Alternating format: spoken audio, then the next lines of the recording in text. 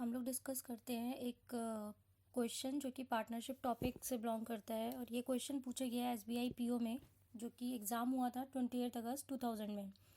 Question पूछा गया है कि a sum of money is to be distributed among 3 persons. 3 लोगों में जो सम ऑफ मनी है उसको डिस्ट्रीब्यूट किया जा रहा है। किस रेशियो में डिस्ट्रीब्यूट किया जा रहा है? 6:19:7 रेशियो गिवन है। इस रेशियो में हमने मनी को डिस्ट्रीब्यूट किया है इन 3 लोगों में, पी, क्यू और आर में। आगे क्वेश्चन में कहता है कि यदि आर जो है वो जो भी उसके पास पैसे थे उसमें से उसने 200 रुपये अपने शेयर से दे दिए क्यू को, ठीक है। तो आर ने अपने में से 200 रुपये दे दिए क्यू को, तो आर में से तो 200 माइनस हो जाएगा और वो क्यू में ऐड हो जाएगा। पहले हम क्वेश्चन समझते हैं, ठीक है। यहाँ तक बात समझ में आ गई है।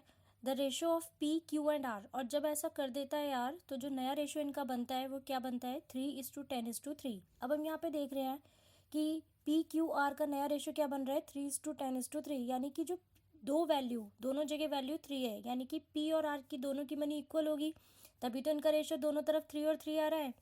अच्छा, क्वेश्चन में पूछा क्या गया है? What is the total sum. आपको बताना है कि इनके पास में टोटल सम कितना था जो कि डिस्ट्रीब्यूट हुआ होगा। What is the total sum. Question हमें समझ में आ चुका है, तो हम फास्ट सॉल्यूशन कैसे करते हैं? स्टेप नंबर 1 पे जाते हैं। पी, क्यू, आर तीनों पर्सनस हैं। तीनों पर्सनस का सम ऑफ मनी हमें पता है 6:19:7, ठीक है। क्योंकि ये रेशो है तो हम इसको लिख सकते हैं 6x, 19x और 7x, इसमें उनकी मनी डिस्ट्रीब्यूट हुई होगी। स्टेप नंबर 2 पे आते हैं। स्टेप नंबर 2 में उसने बोला था कि जो आर है उसने अपने 200 रुपये दे दिए अपने शेयर में से, किसको? क्यू को। तो स्टेप 2 में हमने क्या किया है? आर में से 7x माइनस 200 कर दिया और ये 200 गया कहाँ? क्यू के पास, तो 19x प्लस 200 हो गया। पी में तो कोई चेंज है ही नहीं। इसके बाद स्टेप 3 पे आते हैं। स्टेप 3 में क्या हुआ कि जो नया रेशो था वो कितना हो गया? 3:10:3, जहाँ पे हम देख रहे हैं कि पी और आर इन दोनों की वैल्यू इक्वल है रेशो में। तो क्या होगा? 6x जो कि पी की वैल्यू थी, 6x जो पी के पास सम था उसको इक्वेट कर दिया हमने 7x माइनस 200 के, क्योंकि 200 देने के बाद में आर की जो नया रेशो आया है वो क्या आया है? 3:10:3।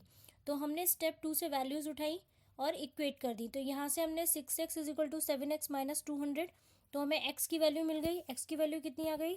Is equal to 200। अब हमें पूछा क्या गया है? क्वेश्चन में पूछा गया है हमसे कि हमें बताना है टोटल सम कितना है, ठीक है। तो total sum is equal to what?